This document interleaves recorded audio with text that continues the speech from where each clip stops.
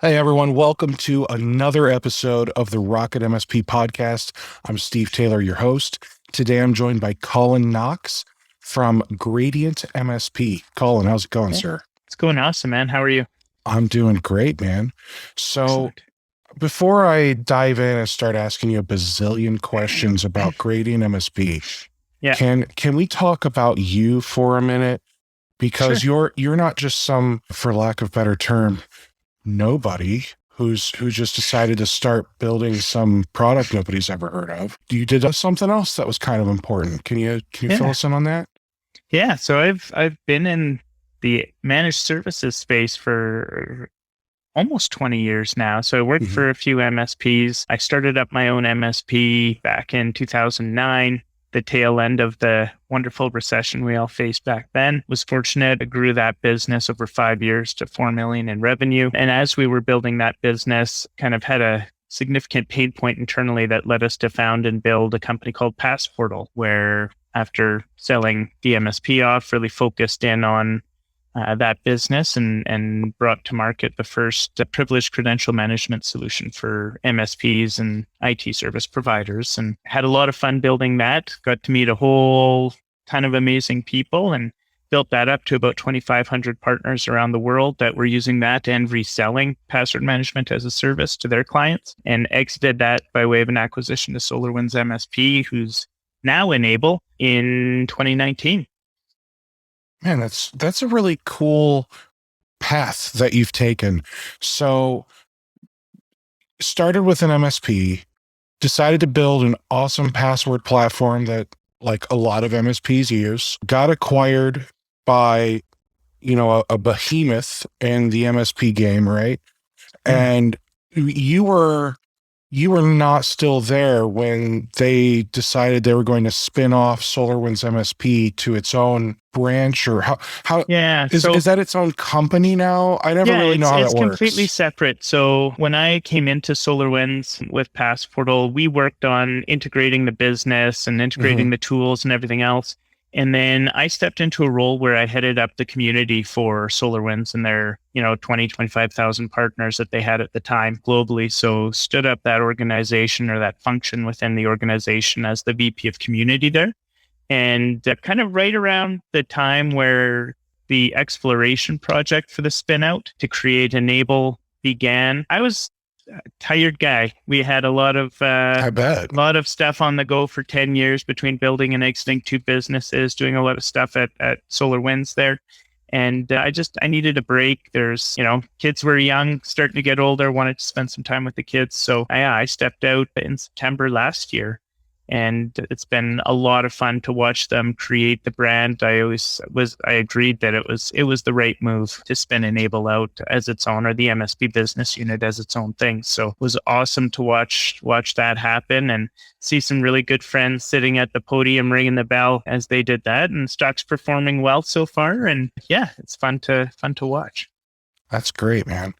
Well, good for you with that. I'm sure some really nosy people would love to know how much you sold it for, and how many bazillions of dollars you have, but that's not relevant to what we're about to talk about, okay? Yeah, So I won't make you answer those questions. So talk to me. You're here to talk about Gradient MSP. yeah. Um and I gotta say, like, your website is gorgeous. Thanks. I do web design, so anytime I see a gorgeous website, I gotta let people know. But it really starts to just talk about a lot of nonsense. I think you guys just probably made a whole bunch of stuff up and decided to put it up on a website. Yeah. Like, none of this is true. The average MSP has $260,000 of dirty data. Like, Yeah. I'm sorry, but I'm not giving my data a bath anytime soon. Like, I don't know what you're talking about. So Yeah. what is this, man? So we had this plan when we started Upgradient, that how can we actually help MSPs grow? Right? Mhm. There's all these statistics in the industry that talk about, how big the market is, $250 billion industry. But when you look at it, 90% of this industry, of the 75,000 MSPs, are under 10 employees. They're less than 10 employees.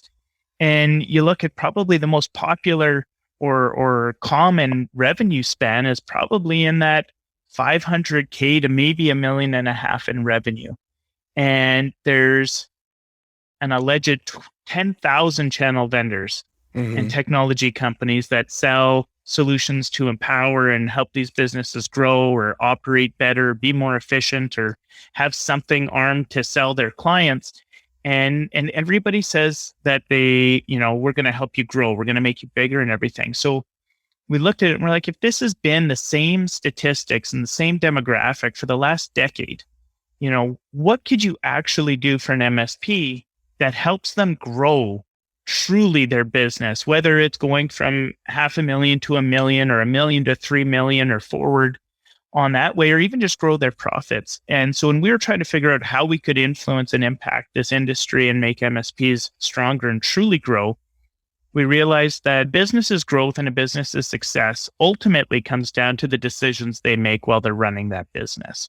It's not always about how much they're selling or how fast they can get clients. It's truly understanding that the intrinsic decisions they're making day in and day out in their business, or the lack of decisions they're making because they just don't know and they don't have access to the data or the information that would help them make a good decision. So we had this grand plan to start building this thing that would allow people to help inform their decisions. And as we were digging into it, we realized that there was this kind of blocker in any tool we built that would need to connect to a PSA, the big source of truth for an MSP. And that was just riddled with bad data or old data or long lists or anything. So when you think about connecting up any tool to your PSA and you're looking at mapping your accounts, how many times is it like, oh, these aren't even clients. I don't even know who these people are, where this came from in my system. And so you're trying to apply all these filters in your integration so that you're only looking at accounts that are actually clients before you start mapping things and setting it up. So we figured, hey, we're going to build tools that integrate into the PSA to help an MSP. We might as well try to overcome that obstacle that's gonna arise. And that came down to like, how can we clean up the data so that when we're connected, we're looking at good, clean, accurate data, and our product can be effective for MSPs. I'd love to say it was this amazing vision from the beginning that like MSPs need data management and we need to clean up everything and have them working. But as we started working with our early access partners and partner advisory council, they were plugging it in, and we essentially are just pulling in records and looking at it and trying to decide, is this record accurate? Is it relevant? And that could be all the way down to, we found an account in your PSA. This account's never had a service ticket associated. It's never had an opportunity or a quote associated with it. There's been no activity on it in a long period of time. Chances are it's irrelevant, but it may be misinforming your opportunity pipeline that you think you have available to you, or it just may be flooding and blocking the view of something else when a technician's trying to find the client that they're speaking to. So we built this data cleaning product and put it out there, and we weren't sure what it was going to. And interestingly, so there's this rule of data science, which sounds super mystical and stuff, but it's called the 110-100 rule. And what this means is every record that you have in any line of business application or business management tool you use starts with a cost of $1. So it kind of costs you $1 to create that record, get that record, and continue to have the storage of that piece of data. And that's easy and that's simple.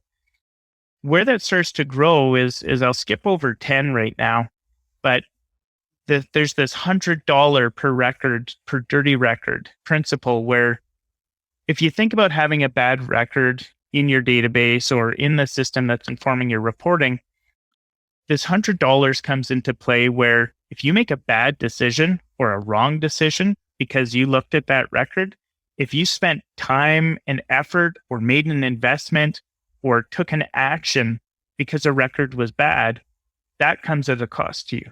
So you think about redundant service tickets, right? All of a sudden now I've got 2 or 3 technicians that are running after the same thing, and that's burdening me. Does whatever you're paying your staff, 30, 40, $50 an hour times 3 to solve one easy issue.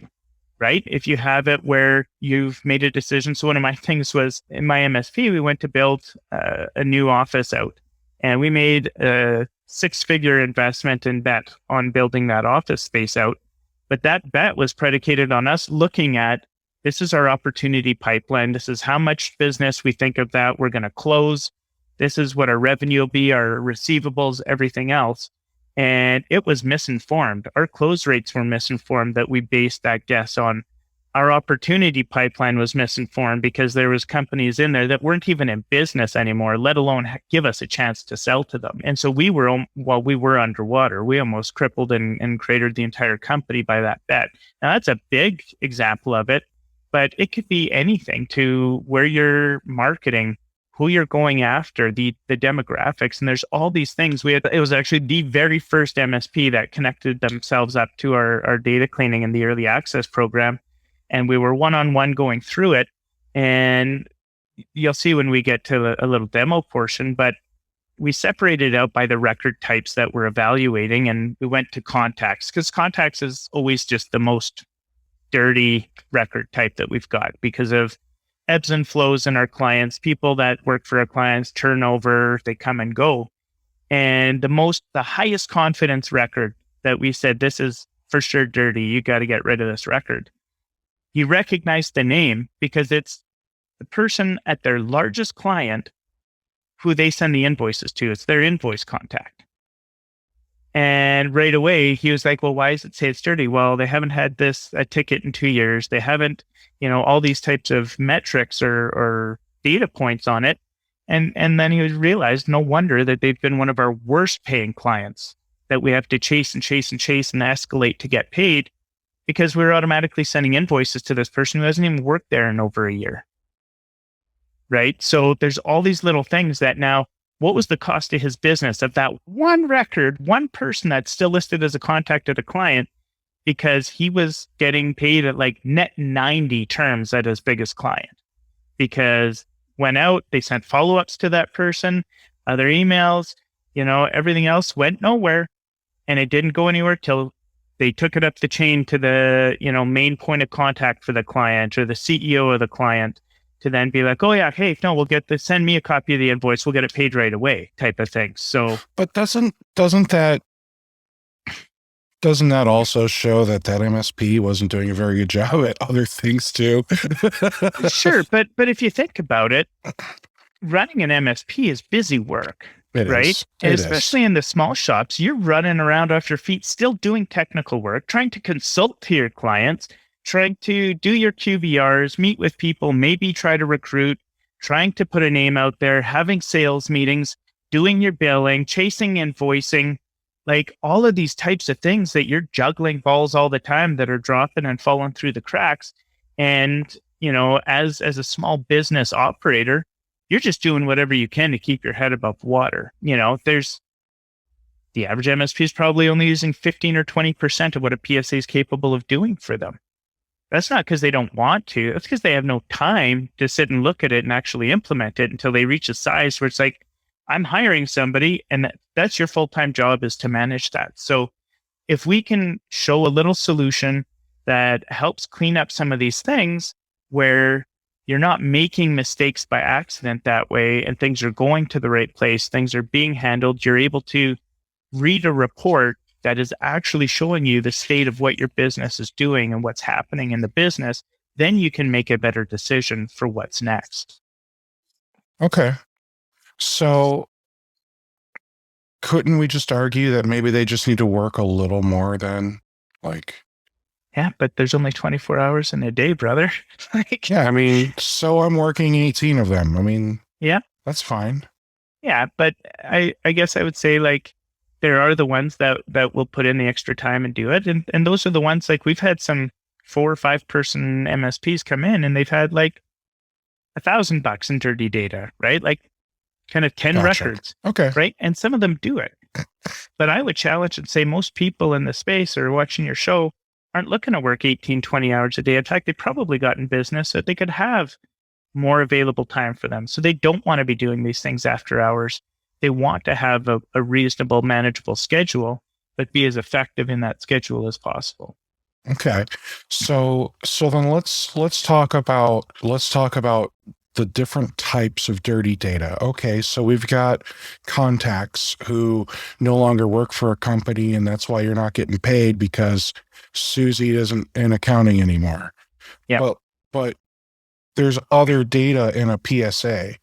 Contracts, service types, ticket types, your own employees have data. So talk to me about the other types of data that and like examples. Yeah, absolutely. So, we'll start with accounts is easy. It's, if you've got accounts, you could have vendors, you could have customers, you could have prospects, you could have whatever under accounts.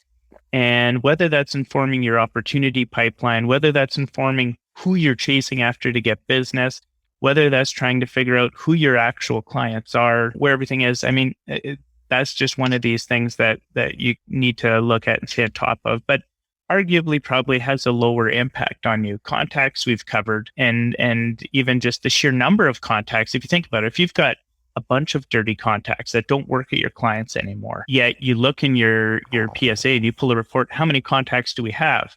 And now you're trying to decide, okay, I'm going to offer a new service. So let's say it's dark web monitoring. You're going to go and do your own projection and forecast of how much business you can make or how much revenue or profit you can have based off of your margin by selling to that number of contacts. Well, that was just completely misinformed. And maybe you got a high number and you're like, this is awesome. And now I'm going to invest all this money behind it to get all of those people on it. But 25% of them don't even work at your clients anymore. So now you've got a big miss there. You step into contracts, same thing. You spend a lot of time, or somebody spends a lot of time balancing the books of what you think you should be making, what you're invoicing, and then what's actually coming in. There's, again, back to the thing that as a small business operator and an MSP business owner, you're doing so many things. There's countless contracts that sit in your PSA that are expired, that are active but uninvoiced, that are inaccurate and just things not happening on them, or they're just not managed to a point of what's actually included and what's not included. And so same thing, you could have expired contracts that you should be invoicing and now you're not invoicing them. Even though, QuickBooks says you've got this coming in, your invoices show that you've got this much coming in, but you know that you should have way more because you count all your clients, you count all the contracts, but you're not invoicing them because they're not active contracts. So we look at that, and that's leaving big money on the table at times. You have your service items, like you said, or ticket type things. So that one might seem like big deal. We've got a ton of ticket types.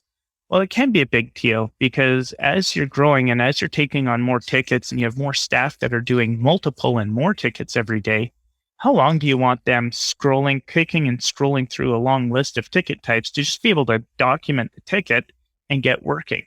And beyond that, if you're trying to have an idea as to where your technician's time is going on, just a technician basis or on a per client basis, so you can actually tell your client what's working and what's not working for them. If you've got multiple similar ticket types, all of a sudden now, because of what one wording or spelling means to one technician versus another, you might have something that's actually taking up 30% of your time, but now it's been split into a few, maybe 5% 4 times. And that's not a big enough sliver or chunk on your donut chart to understand, holy smokes, we're spending a lot of time training employees at that client on how to use Microsoft Office.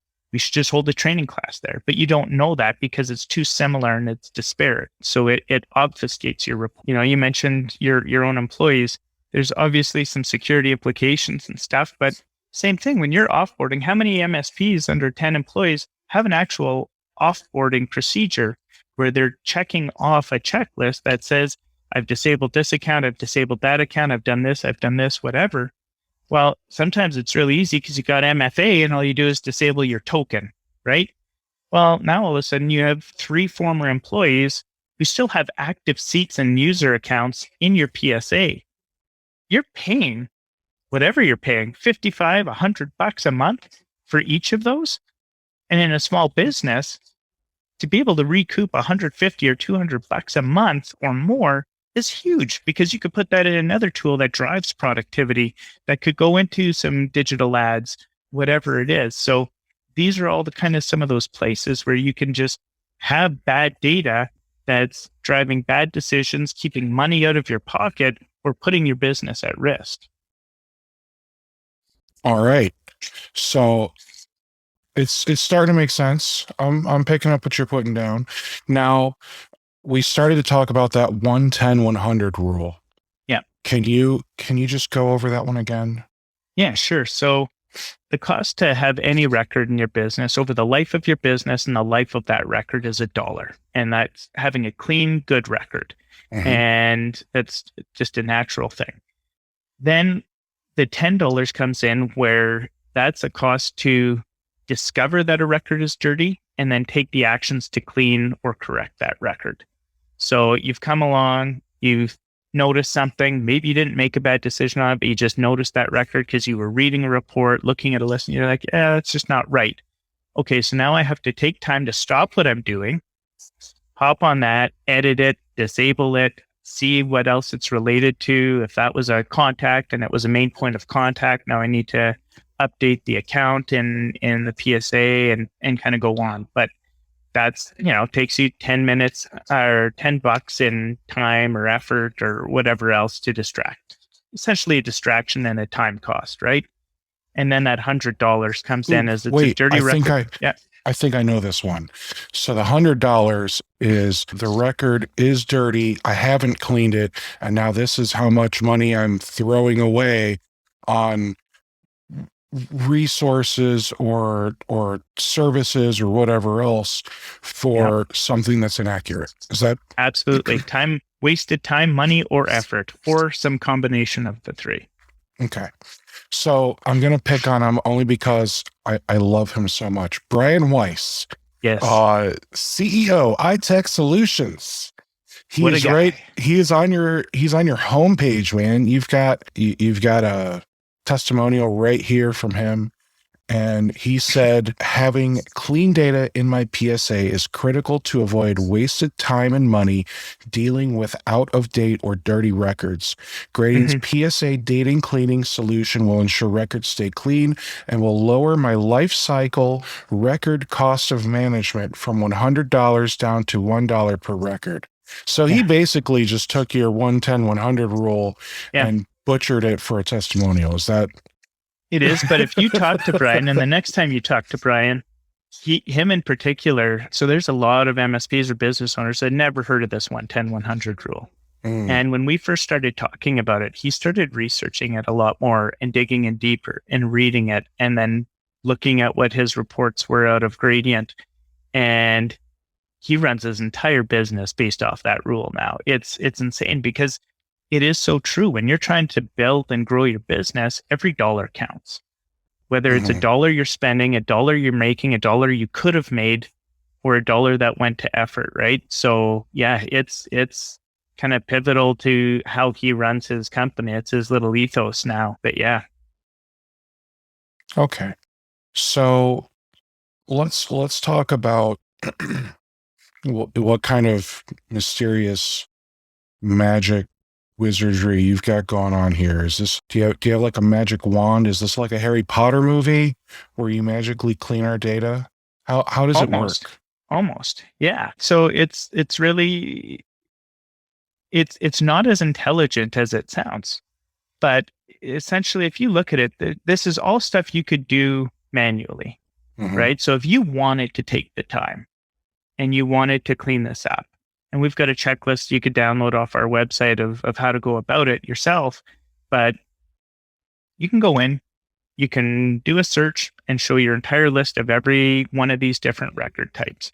And you can click into each of them, and then you can look at recent activity and different attachments and everything else, and take the time to look at, review, and discern each record individually if it's good or bad. Make a decision on that, and then either move forward because it's good and it's clean, or then I need to clean this now. So it's either edit it, update it, disable it, whatever it's going to be, and then on to the next record.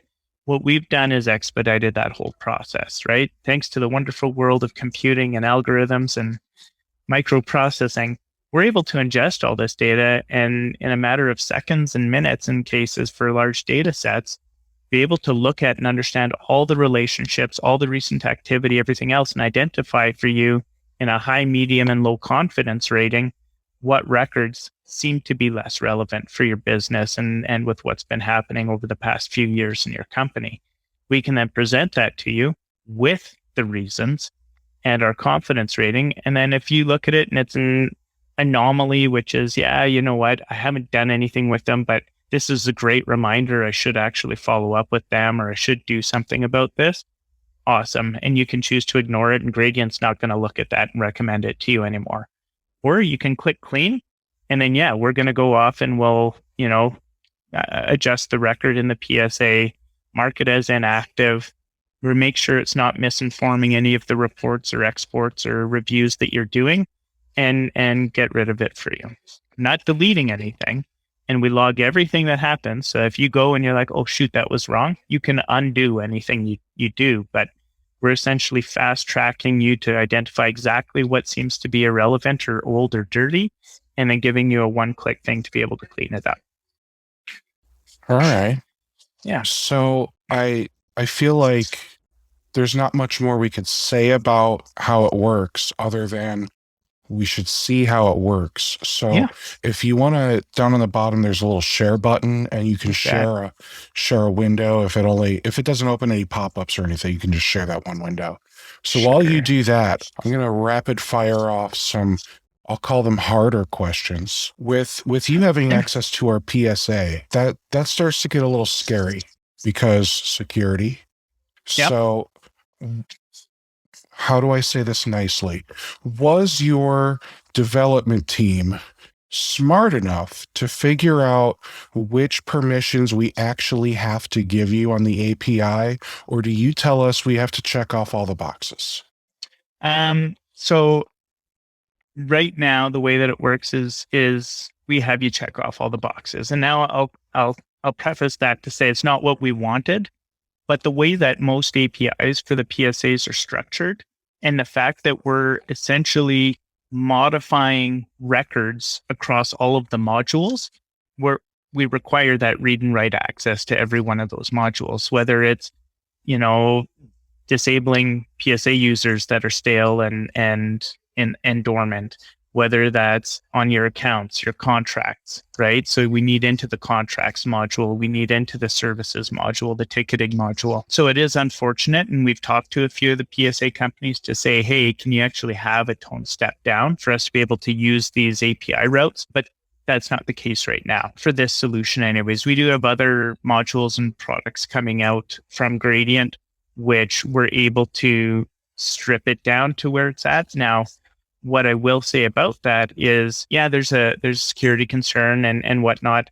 We're very open about what we're doing, about what we're collecting, about what we will do with any of that data. And then we've taken the steps that full security by design and build architecture. So coming out of a cybersecurity company and tech company before, we've implemented a lot of the same protocols, policies, and technologies to make sure that in our system, all that data is encrypted in transit and at rest. We're SOC 2 Type 1 certified right now. We're at the tail end of our Type 2 audit period. So we've got that third-party auditing validation across security and privacy in particular for making sure that we've put and we have in effective operation the right security protocols and policies and procedures to protect that data. And I get that, and that's cool. I think the part that worries me is that, you great guy, great company, did security stuff in the past. I see you're SOC 2 compliant, certified, one of the two. Yeah. So obviously I know you guys are security focused. Okay. Yeah. But stuff happens. Okay. So there's an API key for our information in your system. Yeah. Is that API key encrypted, hashed, whatever? Yeah, okay. Completely. Okay. Yeah, and so that's it. Every bit of data we have is encrypted at rest and in transit at all times. And what access do you, your team, your developers, your mom, whoever, I don't care, have to my raw data? Yeah. So when it comes to the raw data, so there's a few bits to how we're doing things and some of our end goal to help MSPs make better decisions. So when it comes to the raw data, I mean, our DevOps team is the only people that have access to that. And that's all under lock and key with limited access rights based on the role, multi-factor authentication, rotated credentials, certificates, VPN, like everything.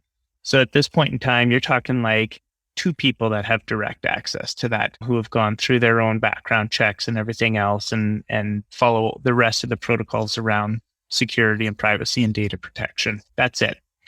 Could I ask somebody to get access? Yeah, I can't. And honestly, I don't even have the tools to get in there and look at that stuff. Okay. Yeah. So when it comes to that raw access, yeah, we also only collect the information that we need to do what we do. We're not pulling in, like on ticketing, we're not pulling in bodies of what's written in a ticket. We're not pulling in time entries, anything like that. We're essentially pulling in kind of what was the ticket type, what client was it for, what tech was assigned to it, what contact is assigned to it, maybe the device or configuration that was attached to it, and other meta bits of information around it, none of the other details. Okay. And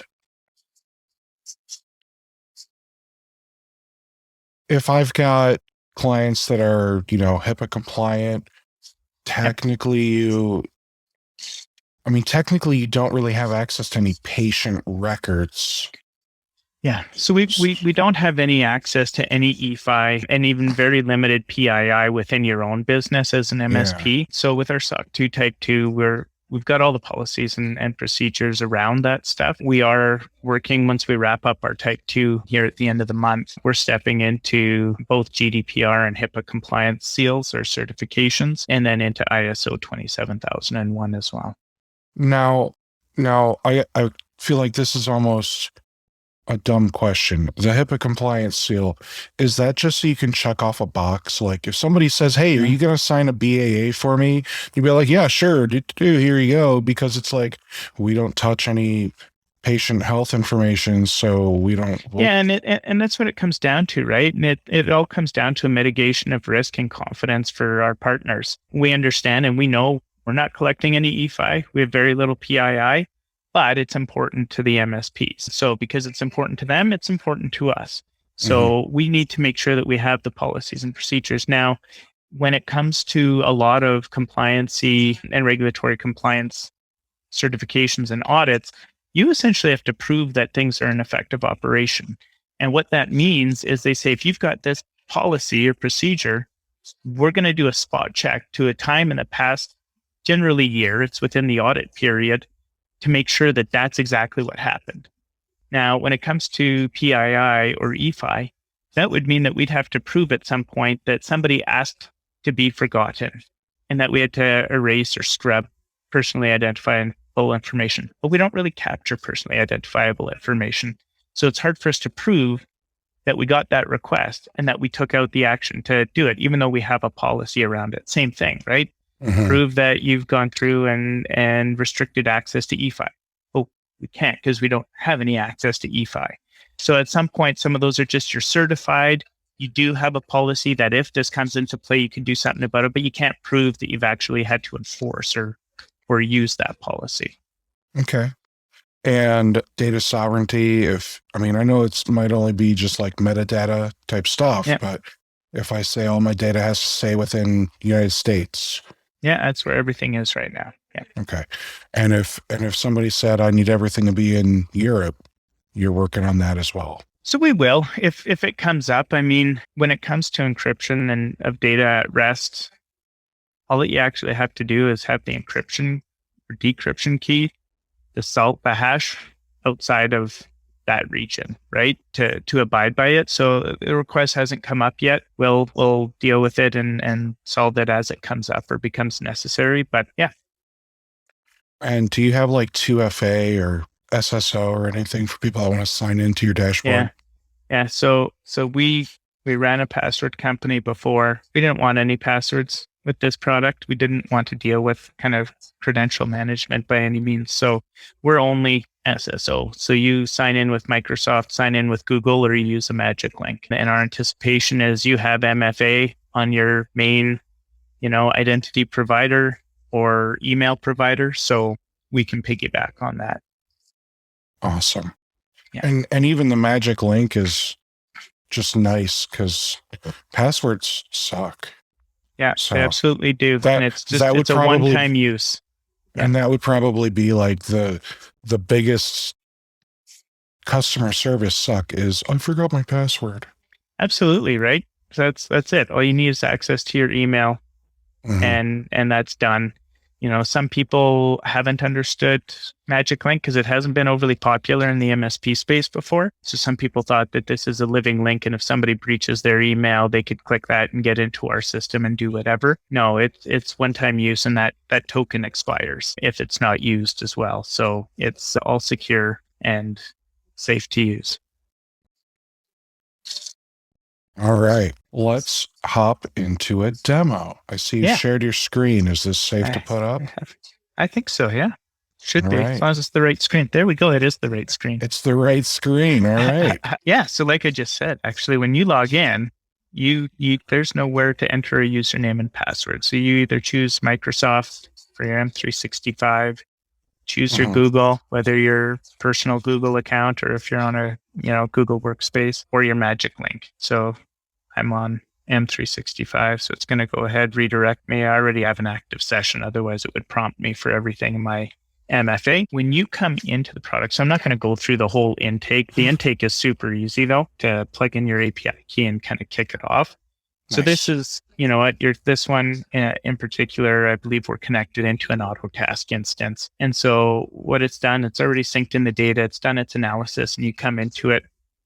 First thing is this big kind of gradient circle wheel here. That's your data health score. So it's a number out of 1,000 and essentially gives you an indication as to what percentage of your data is clean versus what's dirty. So in this case, we've got a 322, which means that, 67.8% of my data in this database is actually clean, is dirty. How what? So this is out of 1,000? Just out of 1,000. Yeah. 'Cause- So only 'cause that makes 32%. Yeah. So only 32% is clean. So you start to wonder, okay, so how does that come together, right? Well, we found out of all of your records, so there's not a ton of records in this data tenant or instance of Autotask, but 103 of them are dirty records. And since the last sync, we found 6 more. Because the one thing to remember too with dirty data is that a record that's clean today might not be clean 3 months from now, because there's been no tickets assigned, there's been no activity, nothing's happened there. So it's a constant revolving door of data management. And just to clarify, when you say dirty, it simply means we don't know if it's still a good record. Right. It's a question mark, it's definitely bad. Exactly. It's just not definitely good. Exactly. Yep. And then we let the MSP decide what they want to do about it. So again, back to that 110-100 rule, it shows us that, okay, 103, you can do the math, times 100, that's $10,300 in dirty data costs. So on our homepage, where we say that the average MSP is $260,000 in dirty data costs, it's because they have 2,600 dirty records sitting in their PSA that they should clean up. That's misguiding. That is a lot of dirty records. It is a lot of dirty records. Then we track for you how many records you've cleaned using Gradient and how much that has saved you over time. When we say, hey, there's 103 recommendations for you to review, we break those down across the different record types that we've got. So accounts, contacts, contracts, services. That's our term for it. Some PSAs call it services. Some PSAs call it products or product lines. Same thing. Then you have your issue types or your ticket types, and then your PSA users. So you can see at any given point how many recommendations on each, how clean. So services is much cleaner on average than, contacts is, or even contracts. Issue types is really bad here. And we give a simple, green, yellow, red type thing. And while I would love to just hit the button that says start cleaning, can we hit review on one of these items? Yeah, so it takes you the same place, right? So we say right here, don't worry, we'll step you through it. It's not automated that way. So start cleaning essentially takes you the same place. If we hit review on any of them, it'll just take us to that record type and the cleaning recommendations. So if we go into contacts here, right, we've got 26. We generally, and I'll go into accounts, but they're broken up between high, medium, and low. So you'll have your various things. And if there's no high confidence recommendations, we just won't show that. And so you go into contracts, you can see these all, again, we kind of break it up into columns. You can expand that section to come through and see all of the high confidence contacts that it would say. And again, that slips through contracts, issue types, your services, or your PSA users as well. And so an issue type is simply saying, hey, we created 97 issue types for our tickets, and 50 of them have never been used. Exactly. Yeah. So if I go to issue types here, we just have sample names in here or whatever. But so if I come in, essentially that's as simple as it goes. It's never been used on a ticket. So why have it? Right. And that's going back 2 years. Now you might say, okay, auditing, it's never had a ticket. No, I just created that last month or last week. So that's where okay, this is fine. And you could choose to go and ignore that record. And now it's gone from the list. You could undo it if you misclicked and it would pop back in there. Now, what happens if you clean out an issue type? Is it just an auto task? I think you can just like deactivate or disable something. And that's exactly what happens, right? So I won't click clean here. Yeah, well, sure. So if I click clean, it just says here, this coding record, upon confirming, it'll be disabled in your PSA. Got it. So now I would go through and confirm and it would clean that one. Now, is there let's just clean them all? So we don't have just go nuts, but what we do have multi-select just because you are making actions and everything's undoable, and I'll show that. But let's say, we wanted to go and select, these 4 records that we wanted to clean. But before I'll do that, actually, I'll just show quickly. So when you're looking at this, you can always click see more, and it tells you, what type of contact it is, if it's available, what the ID of the record is in your PSA, if you want to search it up yourself, when it was created, why we're saying this stuff and what should be done. Now, you can also just see right here some of that, why we've determined there's a ticket icon, there's a dollar bill. Yeah. So it's never had an opportunity. Yeah, right. And same thing on accounts. You can see it's never had an opportunity, never a ticket.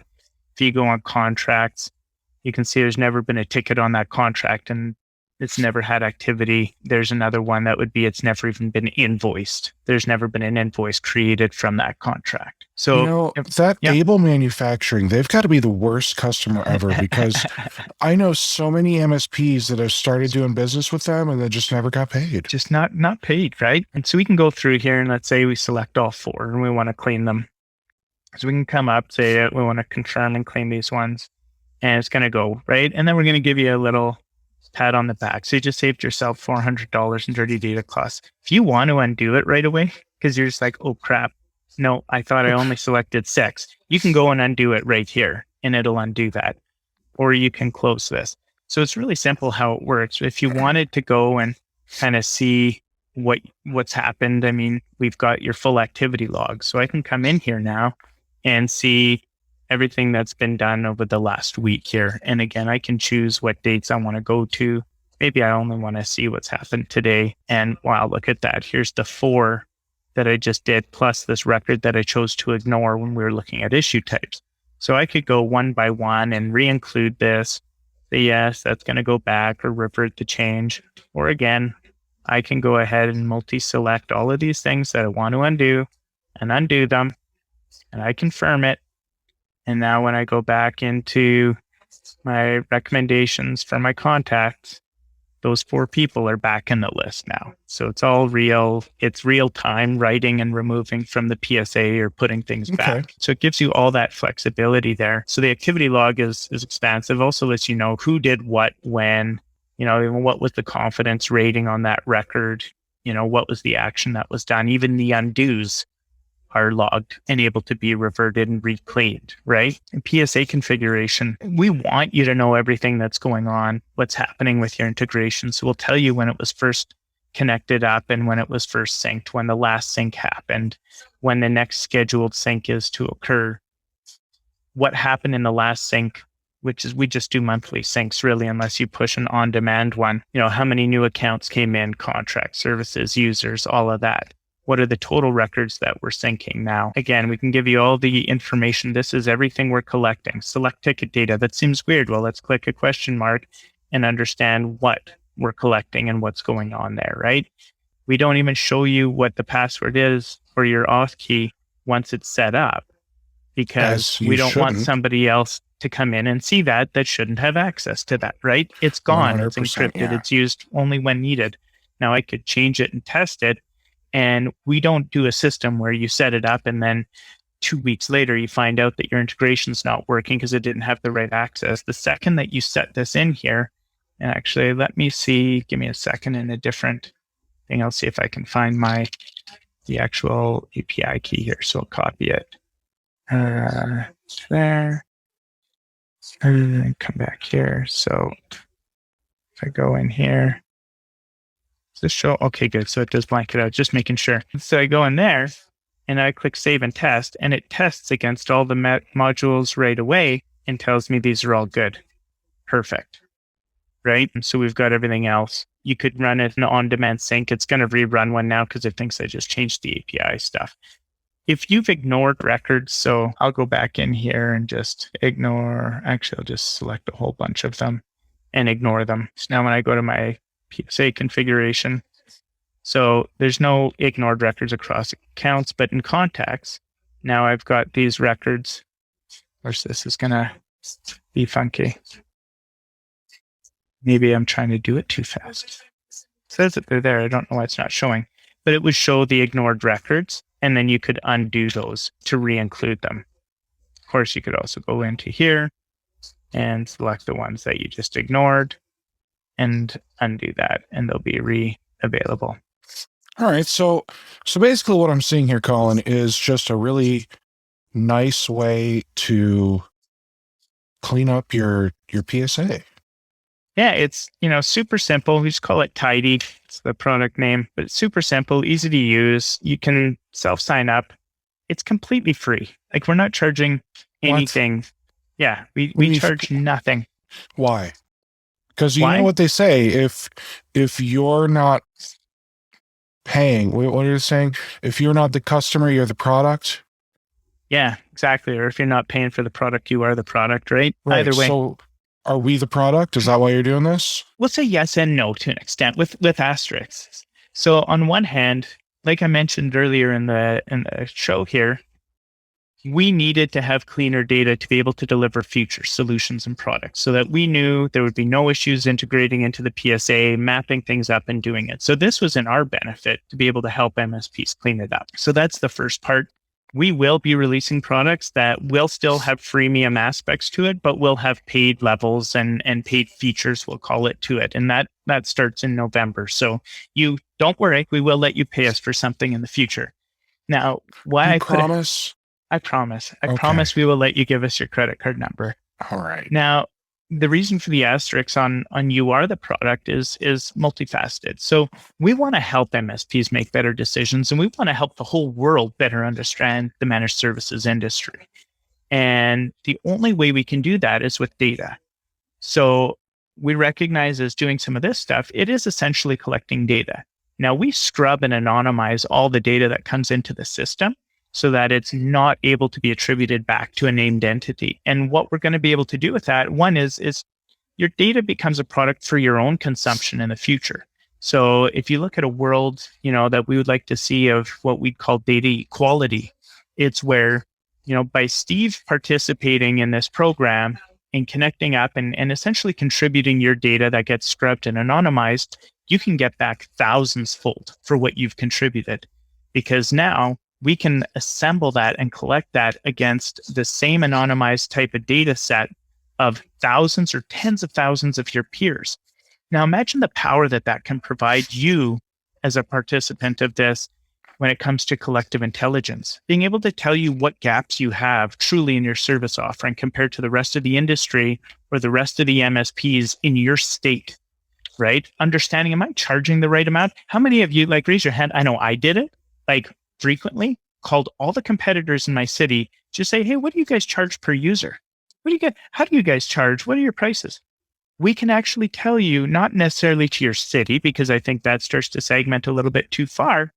But we could tell you, if you're in Atlanta, we can tell you what the average rates are across every service type in Georgia, right? Knowing what people charge on average with the high and low bookends for managed services, for dark web monitoring, for password management, for email security, backup, whatever it is. You can then start to understand if you're leaving money on the table or if maybe you're not closing deals because you're way overpriced, right? Being able to understand those things. So you said we're participating, we're providing anonymized data. So let's talk about that because, there's so many things are requiring anonymized data anymore.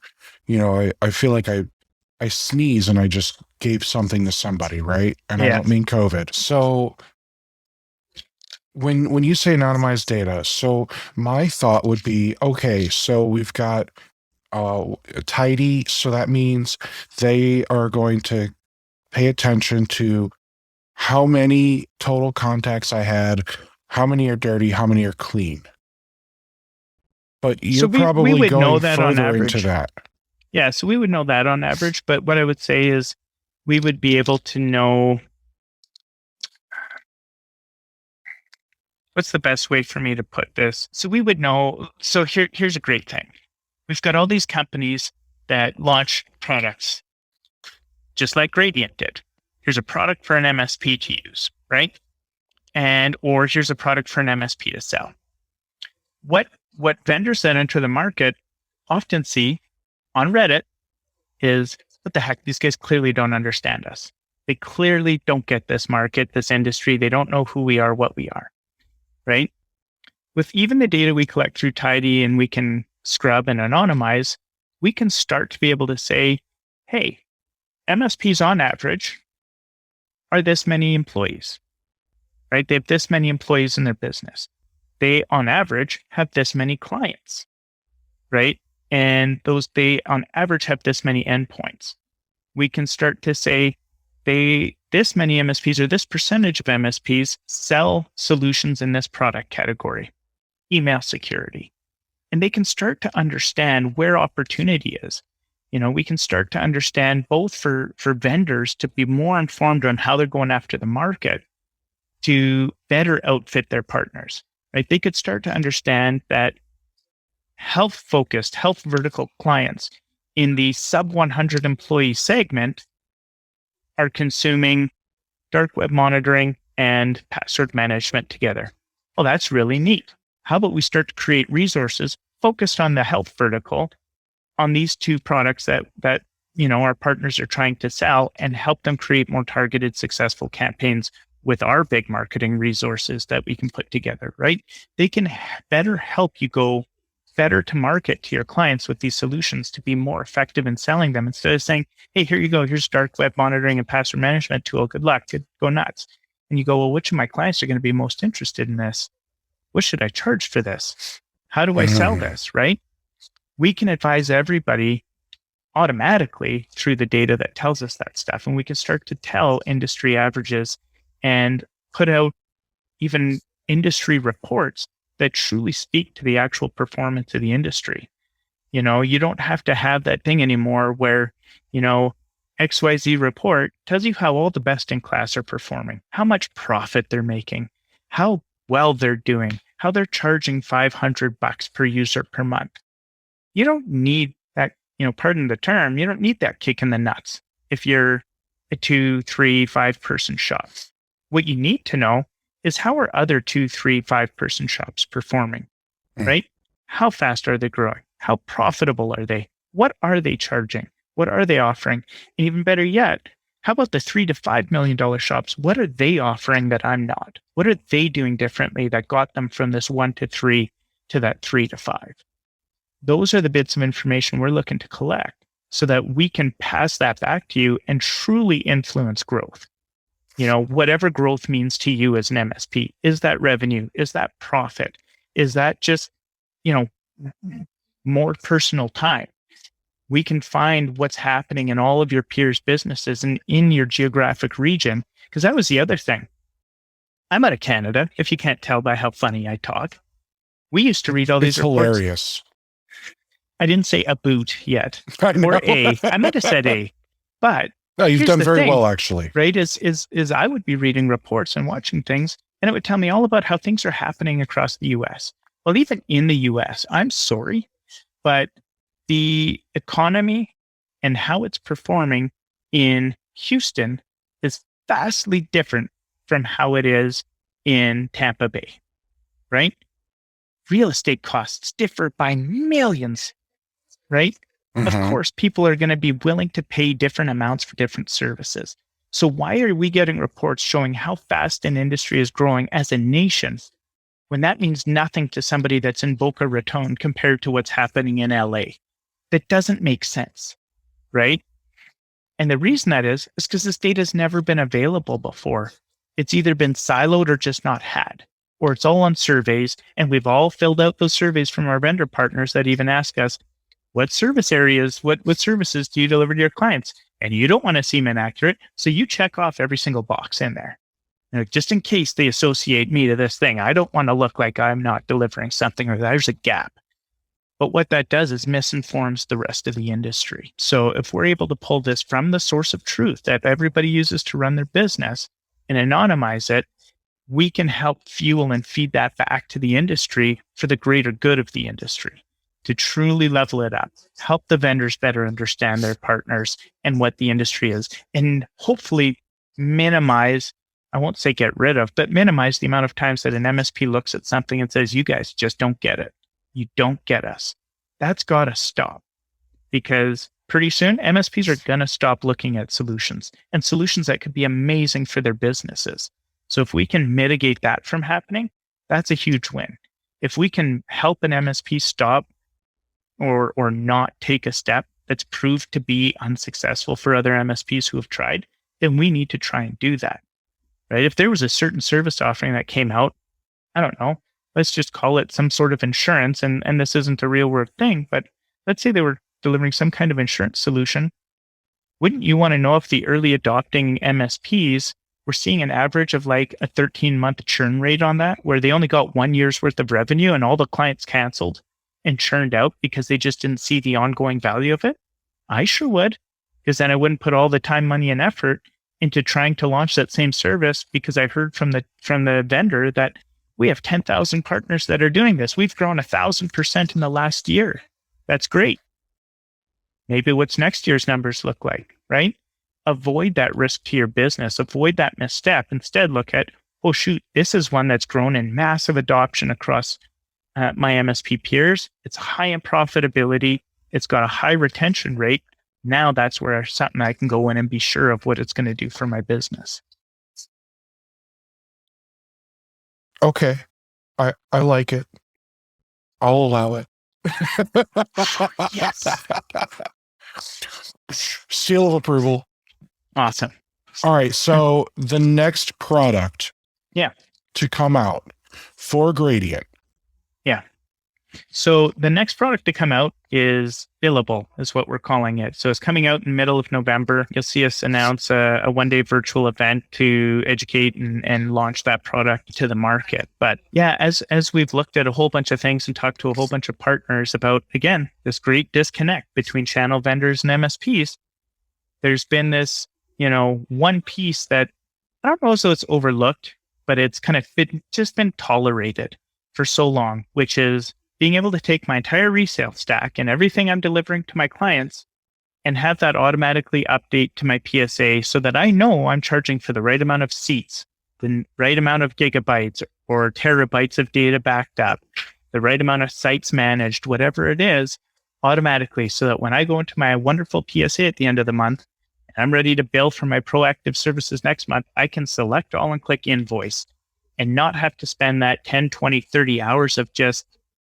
painstaking hell of a million tabs across all my vendor portals, trying to figure out who's buying what, how much they're using, what's changed over the last month, and try and do all of that. So we're trying to just better connect those systems so that as an MSP, you are always getting paid for what you're delivering to your clients. You're not leaving money on the table. You're not forgetting about things. And best of all, you don't have to do that in that extra time after hours when you could be catching, the latest episode of Billions that just launched, or hanging out with your kids or your spouse, or doing whatever it is that you want to do instead of doing that stuff. So that's the next thing that we've got coming out, is to attach all those systems and automate that process for MSPs. Well, Colin, when you guys are ready to announce that, I would love to have you back on and have you show that off as well. I love that you are confident enough to wear a bright pink shirt, but I love that you got this whole flamingo thing going. So I got to ask the hardest question of the day. What's with the flamingo?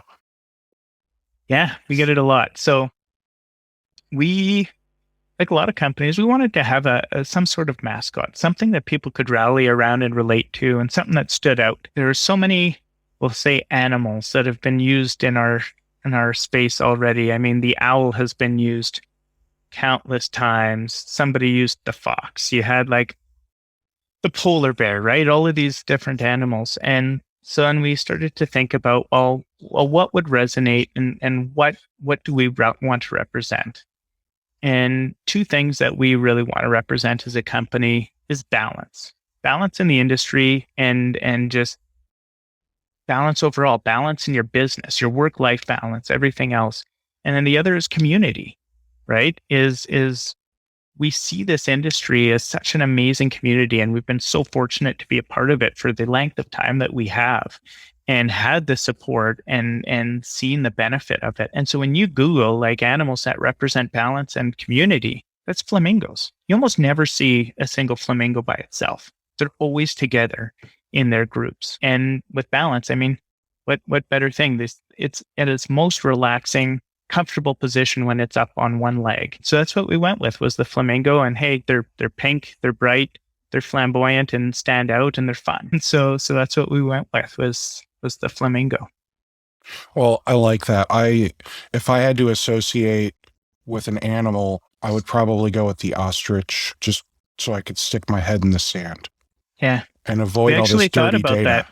We actually thought about the ostrich, because I think, again, with the misunderstanding of this entire industry and what's going on, there's a lot of people on every part of the ecosystem that have their head in the sand. But that to us seemed too negative of an approach, and it's just a reality of where we're at with things. And it's not because people don't want to know, it's just because it's never been able to get known. So yeah, we wanted to go fun and fabulous and positive, and that's the way we went. Well, good. So seriously, thank you so much for being on here. Can you tell I'm fighting through what may or may not be COVID, because I don't have results yet? I'm so glad we're not sharing a mic stand here today. Right? That's why I love doing these remote, man. Yeah. But seriously, like I hope I was able to ask you the right questions. I think I was able to pay attention to most of the words that came out of your mouth.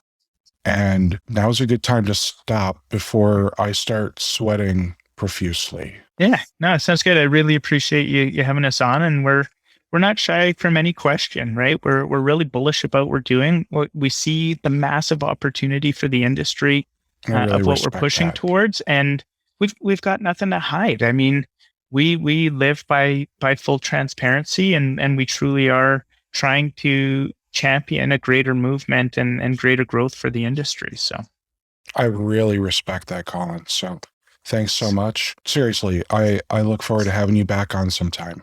Yeah, I look forward to being here. Thanks again, Steve. Absolutely. All right, everybody, you all have yourselves a great day, and I will catch you all at the next episode.